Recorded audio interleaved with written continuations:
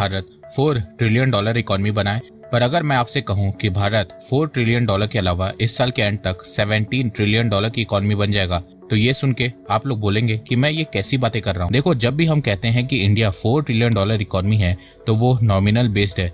Nominal GDP देश में कितने गुड्स एंड सर्विसेज प्रोड्यूस हो रहे हैं उसके बेसिस पे निकाली जाती है और फिर उसे यूएस डॉलर में कन्वर्ट करके हमें बताया जाता है। पर पीपीपी के साथ ऐसा नहीं है। GDP PPP cost of living पर बेस्ड होती है कि उस देश में चीजों की कॉस्ट कितनी है, प्रोडक्ट की कॉस्ट कितनी है, सर्विस कॉस्ट क्या है, लिविंग कॉस्ट क्या है। अगर आप यूएस में 79 लाख रुपीस कमाते हो और भारत में 23 लाख रुपए कमाते हो, तो दोनों देशों का स्टैंडर्ड ऑफ लिविंग एक बराबर होगा। इंडिया चाइना से भी ओवरऑल 40% सस्ता है। अब आप में से कुछ लोग सोच रहे होंगे कि नॉमिनल जीडीपी में डॉलर एक्सचेंज रेट के कारण भारत की जीडीपी 4 ट्रिलियन डॉलर होती है, पर पीपीपी परचेजिंग पावर पैरिटी में कैसे 17 ट्रिलियन डॉलर हो जाती है।